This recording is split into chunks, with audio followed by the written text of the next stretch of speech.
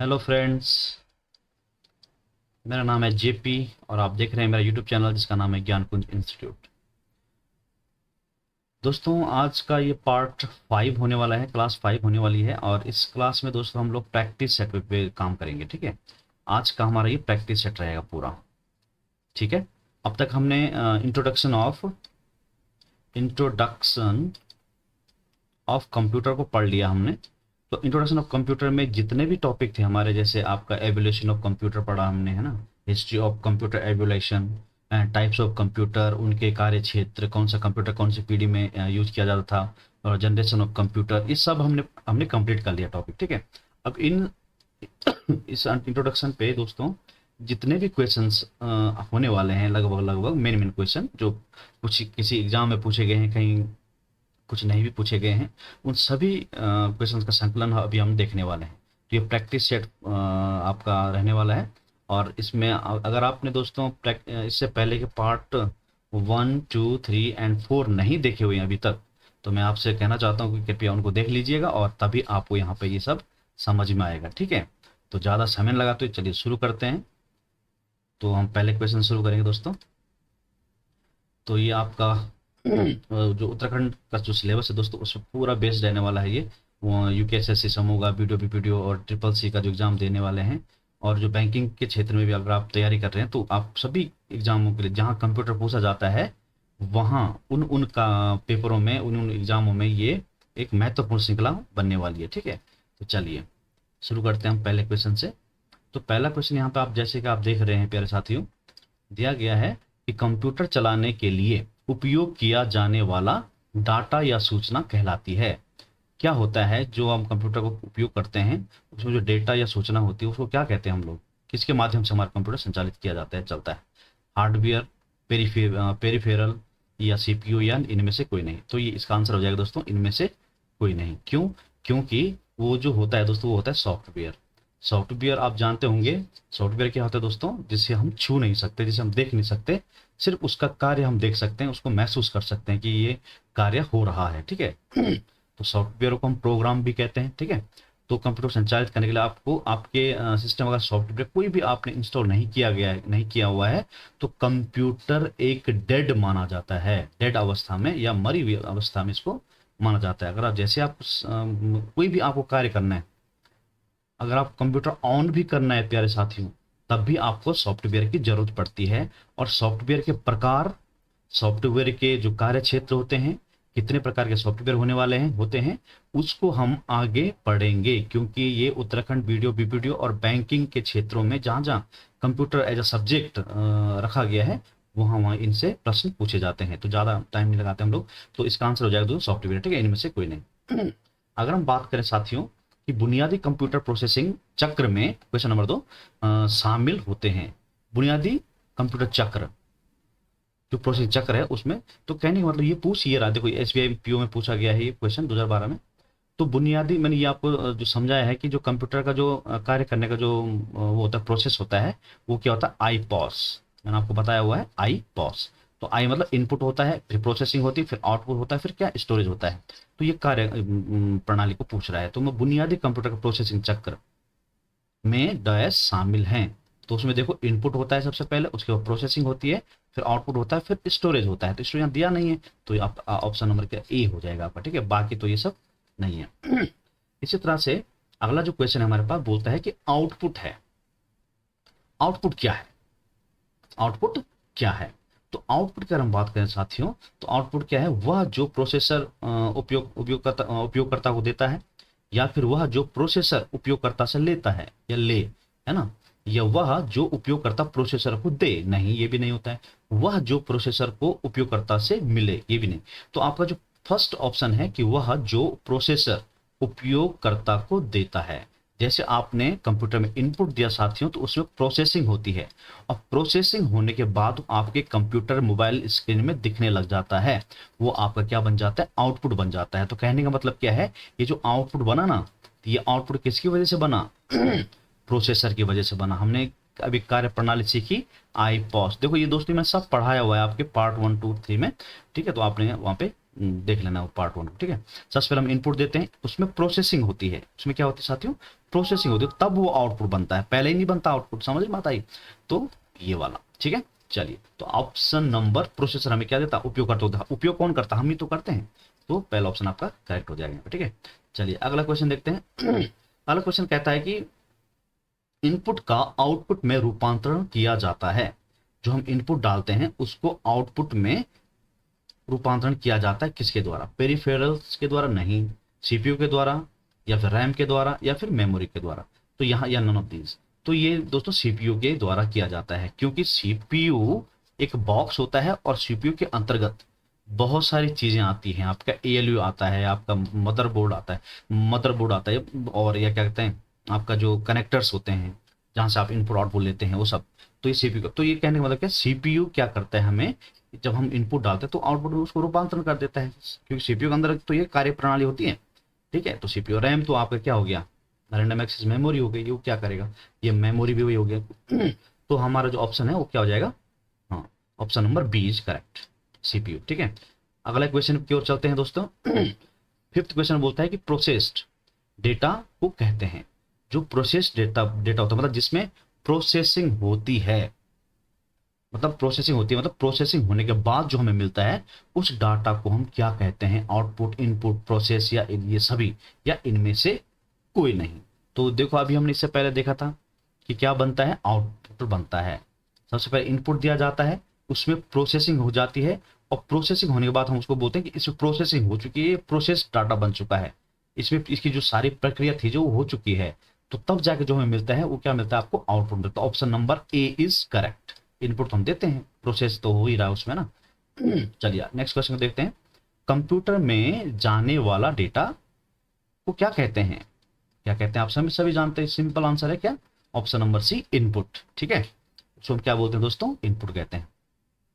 देखो input, input की बात हम कर रहे हैं, या फिर हम आउटपुट की बात करें दोस्तों, या प्रोसेसिंग की बात करें, एप्लीकेशन सॉफ्टवेयर की बात करें, या एएलयू की बात करें दोस्तों, या प्रोसेसर की बात करें, या मेमोरी यूनिट की बात करें, ये सब हम डिस्कस करने वाले हैं बहुत ही जबरदस्त तरीके से। तो आप बने रहिए, ठीक है, आप इन सीरीज को देखते रहिए ना, और अपने साथियों को भी भेजते रहिए। तो इनपुट का हम सिंपल जानते हैं, इनपुट क्या होता है, जो कंप्यूटर को दिया जाता है, आउटपुट जो हमें मिलता है, प्राप्त होता है, ठीक है। अभी तब सिंपल यही। इनपुट के हमें प्रकार होगा जो होते हैं, कितने प्रकार के इनपुट होते हैं, कौन कौन से होते हैं, कौन सा इनपुट क्या काम करता है, उसके बारे में हम आगे क्लास लाने वाले हैं, ठीक है। तो ये हो गया इनपुट। अब अगला प्रश्न कहता है कि निम्नलिखित में से कौन सा सबसे बड़ा, सबसे तेज और सबसे महंगा कंप्यूटर होता है। देखो दोस्तों, ये हमने पढ़ लिया, ये कंप्यूटर के जो प्रकार है ना वो हमने पढ़ लिया है। तो कौन सा कंप्यूटर सबसे तेज और सुपर फास्ट होता है, तो क्या बोलता है, पर्सनल कंप्यूटर होता है, सुपर कंप्यूटर, या लैपटॉप, या नोटबुक, या इनमें से कोई नहीं। तो जैसे कि आप सोच रहे होंगे कि इनमें से जो ये बी ऑप्शन है, सुपर कंप्यूटर सबसे बड़ा भी होता है, सबसे तेज भी होता है, और सबसे महंगा भी आता है, ठीक है। जैसे हमारे इंडिया में भी सुपर कंप्यूटर है, ठीक है। तो हमने उसकी बात भी हमने पहले ही कर चुके हैं हम लोग, इससे पहले की वीडियो में, ठीक है। तो बने रहिए।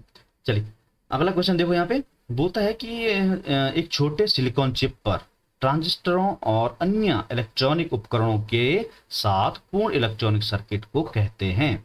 मतलब ऐसा सिलिकॉन चिप होता है कि वो, जिसमें हम क्या करते हैं, बहुत सारे ट्रांजिस्टर्स को लगाते हैं, और साथ ही साथ उसमें अन्य इलेक्ट्रॉनिक उपकरणों को भी फिट किया जाता है, उसको क्या कहते हैं।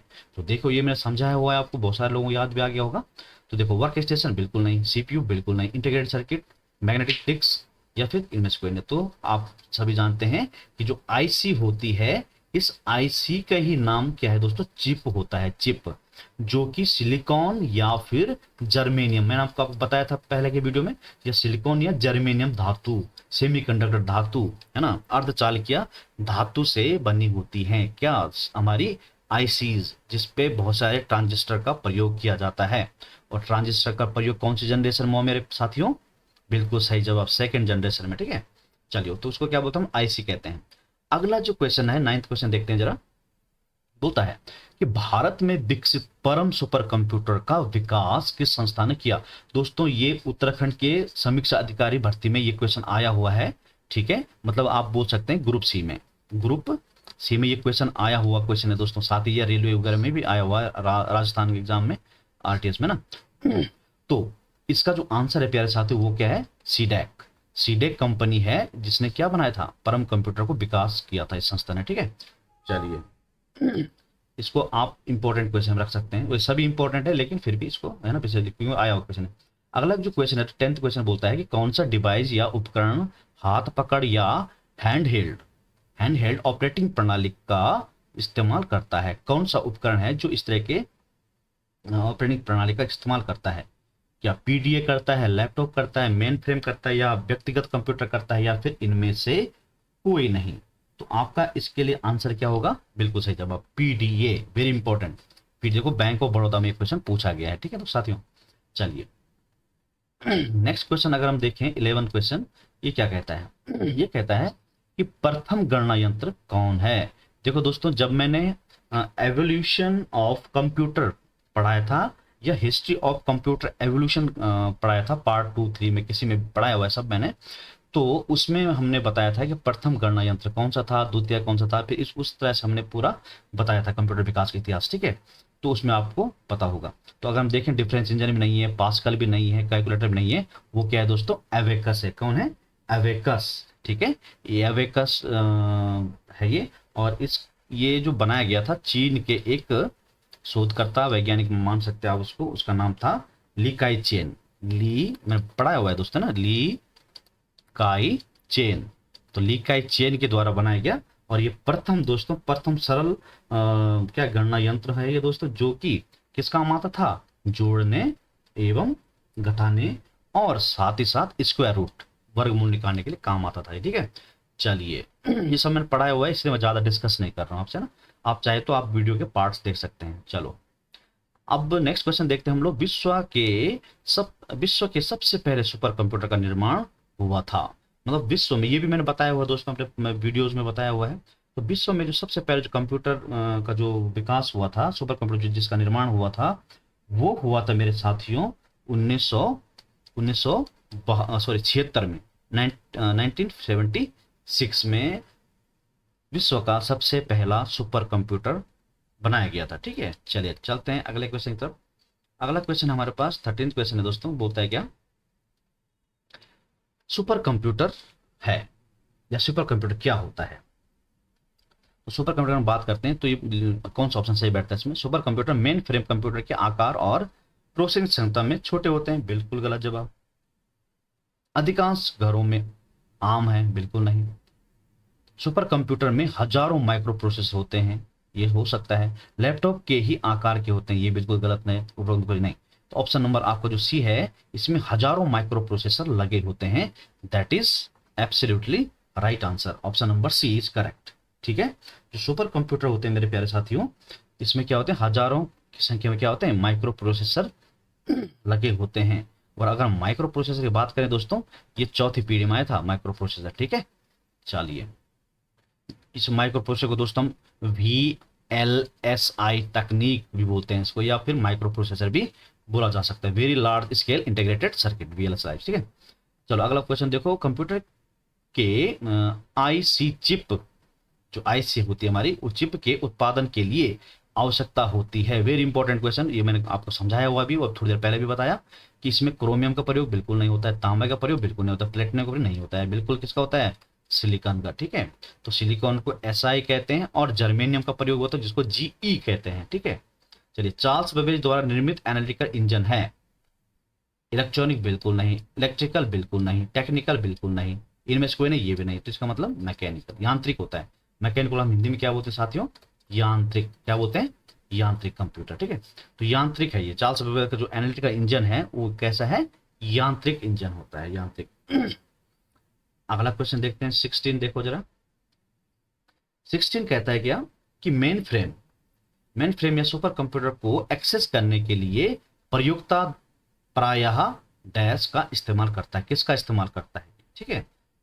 मेन फ्रेम या सुपर कंप्यूटर को एक्सेस करने के लिए प्रयुक्ता प्रायः डैश का इस्तेमाल करता है, किसका इस्तेमाल करता है, बिल्कुल सही, टर्मिनल का नहीं करता है दोस्तों, नोड का इस्तेमाल करता है, किसका इस्तेमाल करता है, नोड का, ऑप्शन नंबर आपका बी इज करेक्ट।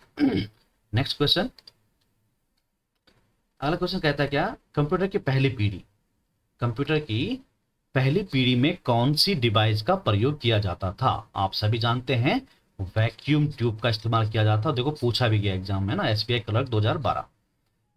अगला हम देखें बोलता है 18 क्वेश्चन, विनिर्दिष्ट विशेषीकृत काम करने के लिए डिजाइन किए गए कंप्यूटर कौन से होते हैं? विनिर्दिष्ट विशेषीकृत काम करने के लिए डिजाइन किए गए कंप्यूटर को कहते हैं। मतलब कोई विशेष काम आपको कराना, कोई मेन काम आपको करवाना है, कोई स्पेशल काम जिसको आप पूछ सकते हो ना, तो उस तरह के कार्य को संपन्न करने के लिए आपको किस तरह का कंप्यूटर का इस्तेमाल किया जाता है, वो किस श्रेणी में आता है इनमें, उसको आपने बताना। तो मेन फ्रेम कंप्यूटर तो नहीं होता है, स्पेशल पर्पज कंप्यूटर हो सकता है, पोर्टेबल नहीं, सुपर कंप्यूटर बिल्कुल नहीं। तो आपका जो स्पेशल पर्पज कंप्यूटर होता है वो कौन सा होता है? स्पेशल पर्पज कंप्यूटर को किसी विशेष कार्य को संपन्न करने के लिए तैयार किया जाता है, ये आपने ध्यान रखना है। चलिए नेक्स्ट क्वेश्चन देखते हैं, निम्न में से किसे पोर्टेबल कंप्यूटर माना जा सकता है? पोर्टेबल मतलब जिसे आप इधर उधर ले जा भी सकते हैं ना, ये चेंज भी कर सकते हैं। तो ये क्या है? ये 19th क्वेश्चन क्या बोलता है, देखो जरा। तो पोर्टेबल कंप्यूटर कौन सा है? मिनी कंप्यूटर बिल्कुल नहीं, मेन फ्रेम कंप्यूटर ये भी नहीं होता, डेस्कटॉप वर्क से नहीं। तो आपका जो ऑप्शन नंबर ई है पीडीएफ, वेरी इंपॉर्टेंट क्वेश्चन है प्यारे साथियों ये। तो पोर्टेबल जो कंप्यूटर्स होते हैं वो आपके पीडीए होते हैं। नेक्स्ट अगर हम देखें, बिल्कुल सिंपल क्वेश्चन आया हुआ, देखो आईसी का अर्थ है, मतलब यह फॉर्म, फुल फॉर्म पूछ रहा है। तो आप जानते हैं इंटरनेशनल सर्किट भी नहीं होता, इंफॉर्मेशन सर्किट भी नहीं होता है, integrated circuit is right answer, option number C is correct, integrated circuit. IC का फुल फॉर्म क्या होता है दोस्तों? Integrated circuit. और आईसी का जो निर्माण किया था, किसने किया था, ये भी मैंने बताया हुआ है। कब किया गया था, इसके लिए आपको मेरे पार्ट, इससे पहले जो पार्ट मैंने अपलोड किए हैं वो सब मैंने डिटेल में आपको बताया हुआ है, ठीक है। चलिए नेक्स्ट स्लाइड में चलें अगर हम लोग, तो नेक्स्ट स्लाइड में अगर देखें क्वेश्चन नंबर 21 देखिए, प्रथम पीढ़ी का कंप्यूटर है। देखो मैंने जब प्रथम पीढ़ी आपको बताई थी तो उसमें मैंने कंप्यूटर बताए थे कौन सा कंप्यूटर कौन सी पीढ़ी में बनाया गया था।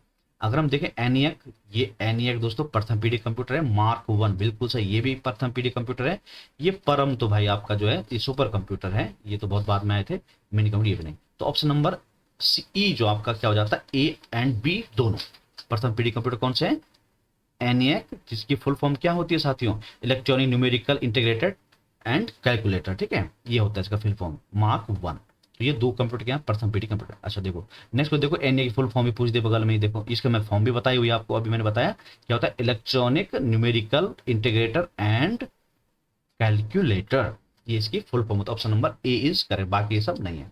चलिए अगला देखो 23, कौन सा कंप्यूटर का बुनियादी काम नहीं है, बेसिक वर्क नहीं है हमारे कंप्यूटर का बुनियादी कार्य नहीं है, वो क्या नहीं है देखते हैं जरा।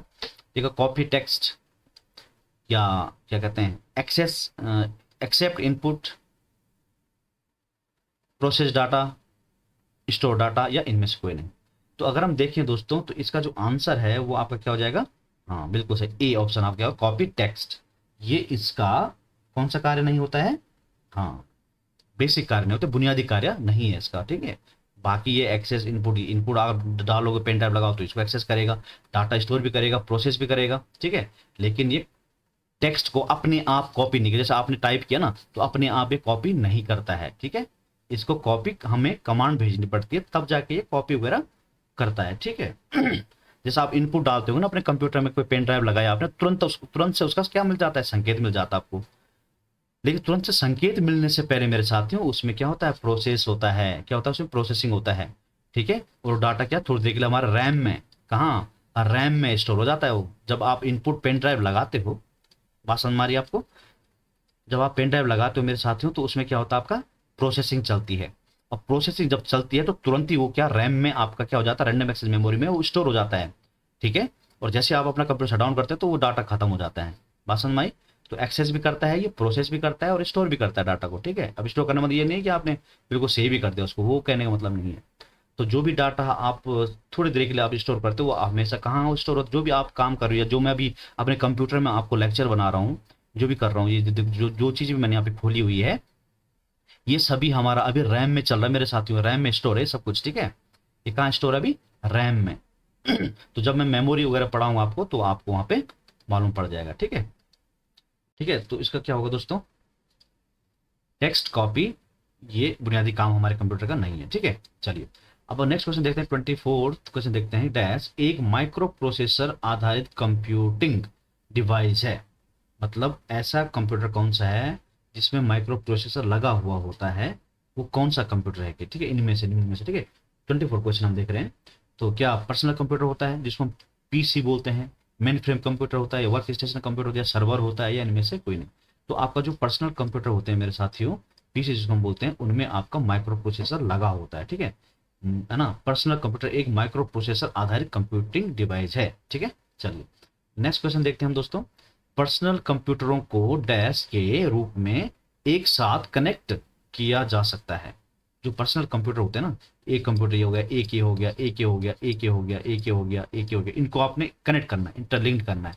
इनको आप कैसे कनेक्ट करोगे कि, ठीक है, जो पर्सनल कंप्यूटर होते हैं, पीसी जो होते हैं जो, उनको आप कैसे ऐसे इंटरलिंक कर सकते हो। ये हर कंप्यूटर का एक दूसरे के साथ संबंध बनाना है, तो आप कैसे इसको इंटरलिंक कर सकते होगे। तो ये इंटरलिंक करने की जो व्यवस्था होती है दोस्तों ऐसी वाली, इसको हम बोलते हैं नेटवर्क। क्या बोलते हैं इसको, नेट नेटवर्क बना के। तो आपको आंसर मिल गया है, नेटवर्क। तो पर्सनल कंप्यूटरों को डैश के रूप में एक साथ कनेक्ट किया जा सकता है, किसके द्वारा, नेटवर्क के माध्यम से। तो जैसे 4-6 कंप्यूटर थे, तो इसको आप कैसे कनेक्ट कर सकते हैं, इसका समय इससे भी होना चाहिए, हर प्रत्येक कंप्यूटर के साथ होना चाहिए, तो इसका यहाँ भी होना चाहिए कंप्यूटर समय। तो इस तरह की जो जो हमारी प्रक्रिया होती है, इसको हम नेटवर्क कहते हैं। और नेटवर्क भी आपके सिलेबस में है साथियों, नेटवर्क। ठीक है, नेटवर्क भी, कंप्यूटर जो नेटवर्क होते हैं, कंप्यूटर इंटरनेट होता है, ये भी आपके सिलेबस में है। ये धीरे धीरे आगे जैसे हम चलते जाएंगे तो आपका सिलेबस इस तरह से, तो मैं आपको बोल रहा हूँ कि मैं कंप्लीट सिलेबस कराने वाला हूँ साथियों इस पर आपको यूट्यूब के माध्यम से। ठीक है, तो बने रहिए मेरे साथ। और मैं आपसे कहना चाहता हूँ कि आपके जो अन्य फ्रेंड्स हैं, जो आपके ग्रुप हैं, कृपया इन वीडियोस को आप लिंक के माध्यम से शेयर भी कर सकते हैं। ठीक है, तो आप तो तो आज की क्योंकि वीडियो थोड़ा लंबा हो गया साथियों, तो आज हम ये रखते हैं 25 क्वेश्चन तक।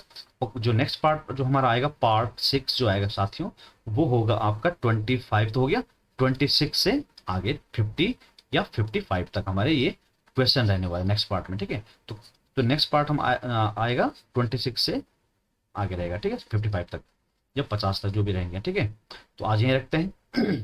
और एक चीज मैं आपको बता दूं दोस्तों, भारत का जो सबसे तेज कंप्यूटर था उसका नाम बहुत बार पूछा जाता है, उसका नाम एका था दोस्तों। क्या था, एका। ये आपने ध्यान रखना है। ठीक है, भारत का सबसे तेज कंप्यूटर का जो नाम है वो क्या है, एका।